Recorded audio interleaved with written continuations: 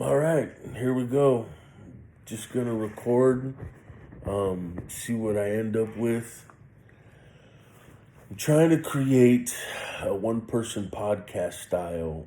Um, I want to. I'm not gonna lie. I want to model it after Jeff Dye. If you're not familiar with him, go and watch some of his podcasts. He might talk about current events, but most importantly, he talks about what's going on with him today and how he handles it and his thoughts on it and the pushback. And you just really get to know him. And I'm thinking doing something similar. Um, I've always been looking for a partner to podcast with. And that's kind of been my excuse to not to. To not to. Is that even a saying? To not to?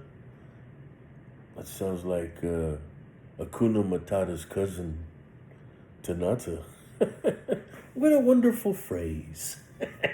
um, yeah, so I think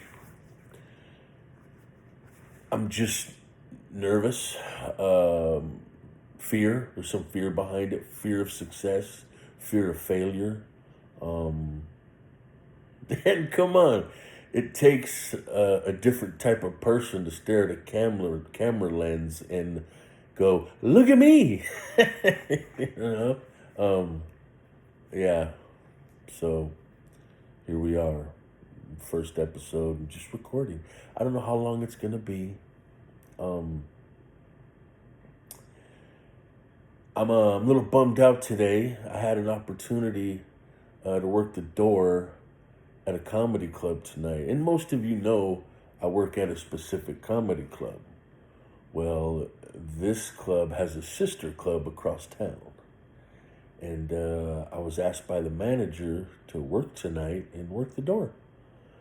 So I really got in the mindset. I changed some things around. I even made sure that what I wear for work is washed. Um, Yeah, and then my shift was at 6:30, and then around 2 something, 2:30 or 3, I got a text from a specific gentleman that works there saying, "Hey, you've been cut," or something about yeah, you've been cut. We only sold 14 tickets to tonight's show. We won't need you. And yeah, that was cool. It was professional. I appreciate the heads up. Um, but at the same time, I was devastated. Um, yeah, that really affected me, and that's interesting. What that tells me, I was really looking forward to going, and I put a lot of emotion and momentum in that being carried out. So what does that teach me? That says that understand that plans are always subject to change. And I think I was so focused on being there and doing that and getting to know them and their process was paramount. And for some of I take my job as security at a comedy club very seriously, and it's an honor. It's not about hitting fools over the head, making them comply. It's actually the opposite. You got people that are coming out during the week, want to spend their money, come into your establishment. They want to have a good time. So it's all about Uber customer service, greeting them with a smile, thanking them for coming out, um, you know. And then there's the most important part. And I've experienced this. When you're on stage and either you're doing a set or you're just talking to the audience, there's an energy that goes back and forth. There's this symbiotic relationship where you get to the point where, okay, I got them right here. And I don't want to use that phrase, in the palm of my hand, but I can't think of anything else. That's exactly what it is.